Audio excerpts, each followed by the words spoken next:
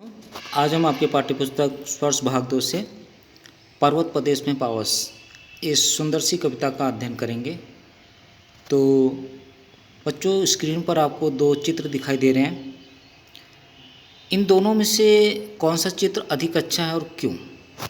अगर ये बात पूछी जाए तो सभी अधिकांश लोगों का जवाब यही होगा कि जिसमें पीले रंग दिख रहे हैं, जिसमें हरी भरी पत्तियाँ, पेड़ पौधे, पुष्प जो खिले हुए हैं, और दूसरे चित्र में जो सिर्फ पर्वत है। तो दोनों दृश्य सुंदर हैं, पर ज़्यादा सुंदर लग रहा है जिन पर पुष्प खिले हुए हैं।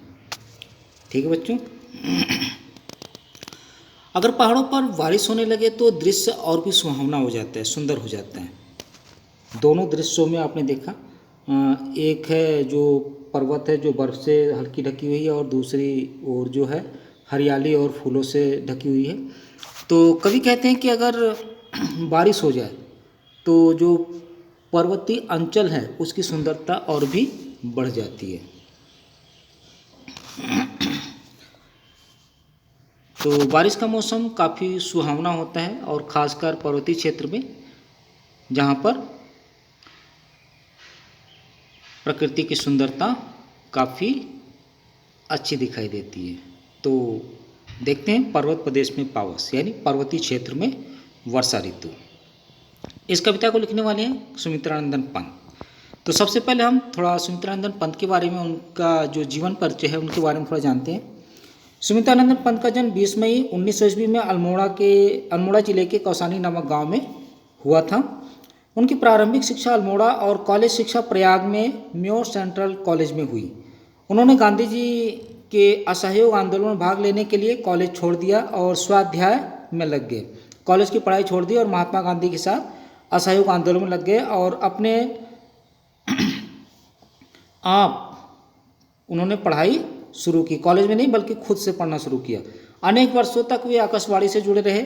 उनकी साहित्य सेवा यूँ तो 4 वर्ष से शुरू हो गई थी, किंतु व्यवस्थित ढंग से लेखन कॉलेज जीवन में प्रारंभ हुआ।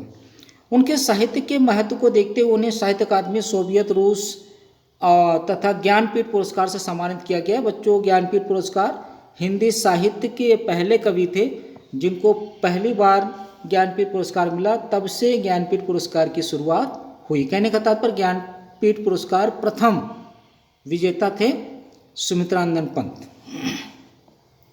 28 दिसंबर 1977 को इनका देहांत हो गया। आइए देखते हैं पंत जी के द्वारा लिखे गए कुछ प्रमुख रचनाएं। पंत जी मुख्य काव्य रचनाएं लिखते थे, मतलब कविता लिखते थे। वीणा, ग्रंथि, पल्लव, गुंजन, युगांत, युगवाणी, ग्राम्या, स्वर्ण किरण, स्वर्ण धूलि, उत्तरा, अतिमा, कला और बूढ़ा चांद तथा लोकायतन। इनके साहित्य की विशेषता, पंत जी प्रकृति, प्रेम, कल्पना के कोमल कवि थे। उनका काव्य रोमांटिक तथा व्यक्ति प्रधान था। प्रकृति का जैसा सुंदर, कोमल और सूक्ष्म वर्णन उन्होंने किया, वैसा किसी अन्य ने नहीं किया। प्रकृति के बाद उन्होंने अपने काव्य में नारी सौंदर्य को स्थान दिया। तत्पश्चात वे प्रगतिवाद से जुड़ गए। उन्होंने शोषणों के प्रति क्रोध और दलितों के प्रति सहानुभूति के भाव भी व्यक्त किए। अंत में वह आध्यात्म की ओर जुड़ गए। उनका मानवतावाद सारी मानवता को एक करना चाहता है। कवि का प्रयास रहा कि अपने विचारों से वो पूरी मानवता को एक करने की कोशिश कर रहे थे कि सब में आपसी भाईचारे की भावना हो। बच्चों, इनकी भाषा के बारे में देखिए। पंत जी शब्दों के कुशल शिल्पी माने जाते हैं। वे शब्दों की आत्मा तक गहरी पहुंच रखते हैं। उनकी भाषा में संस्कृत के शब्दों की अधिकता है। वे कोमल, मधुर, सूक्ष्म भावों को प्रकट करने वाले शब्दों का प्रयोग करते हैं। पंत जी ने उपमा, रूपक, अनुप्रास और मानवीकरण अलंकार का अति सुंदर प्रयोग किया। वे हिंदी के एक गौरवशाली कवि माने जाते हैं।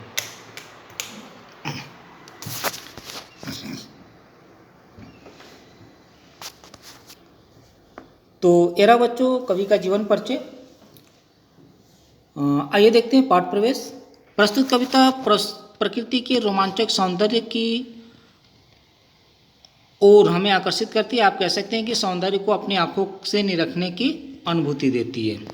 ऐसा लगता है कि मानो हम किसी ऐसे रम्य स्थल पर आप पहुँचे हैं जहाँ पहाड़ों की अपार पंक्तियाँ हैं, मतलब चारों तरफ पहाड़ ही पहाड़ है। और भला कौन होगा, ऐसा कोई व्यक्ति नहीं होगा जिसका मन पहाड़ों पर जाने को न मचलता हो। जिन्हें सुदूर यानी दूर, बहुत दूर हिमालय तक जाने का अवसर नहीं मिला, वे भी अपने आसपास के पर्वत प्रदेश में जाने का अवसर कभी नहीं छोड़ते। ऐसा लगता है कि मानो हम ऐसे रम्य स्थल पर आ पहुँचे जहाँ पहाड़ों की अपार पंक्तियाँ हैं, आसपास से झरने बह रहे हैं और सब कुछ भूलकर हम उसी में लीन हो गए। झरने के बहने की जो मधुर ध्वनि है, कल कल की ध्वनि है, सब कुछ भूलकर हम उसी में खो जाते हैं। कभी कक्षा में बैठे बैठे ही पर्वतीय अंचल में विचरण करने की अनुभूति दे जाता है। ये सुमित्रानंदन पंत के द्वारा लिखी गई एक ऐसी कविता है जिसका अध्ययन अगर हम कक्षा में बैठकर कर रहे हैं तो कक्षा में बैठे बैठे हमें ऐसा महसूस होता है कि हम किसी पर्वतीय क्षेत्र में विचरण कर रहे हैं। ऐसा लगता है कि क्लास की सारी दीवारें गायब हो गई और चारों तरफ ऊंची ऊंची पहाड़ियां हैं और बहते हुए झरने की मधुर ध्वनि सुनाई दे रही है। इस तरह से हम इनकी कविताओं में खो जाते हैं। ठीक बच्चों, तो आइए देखते हैं कविता की सप्रसंग व्याख्या। तो संदर्भ लिखेंगे बच्चों आप। प्रस्तुत पंक्तियां हमारी पाठ्यपुस्तक स्पर्श भाग 2 के पर्वत प्रदेश में पावस नामक कविता से ली गई है। इस कविता के कवि प्रकृति के सुकुमार कवि सुमित्रानंदन पंत जी हैं। प्रसंग इसमें आप लिखेंगे, कवि इस कविता के माध्यम से प्रकृति की सुंदरता का वर्णन करते हैं। व्याख्या, ठीक है बच्चों, व्याख्या देखिए। पावस ऋतु के पर्वत प्रदेश में पल पल परिवर्तित प्रकृति वेश। कवि कहते हैं कि वर्षा ऋतु थी। वर्षा ऋतु यानी बरसात का मौसम। कहाँ पर? पहाड़ी इलाकों में। कवि कहता है कि जब पहाड़ी इलाकों में बारिश होती है तो प्रकृति में पल पल बदलाव आता है, परिवर्तन आता है, रंग बिरंगे दृश्य दिखाई देने लगते हैं, हरियाली छा जाती है, चारों तरफ जल ही जल दिखाई देता है, उसमें धुंध उड़ता दिखाई देता है। तो तमाम प्रकार के परिवर्तन प्रकृति में देखने को मिलता है। कब? जब वर्षा होती है।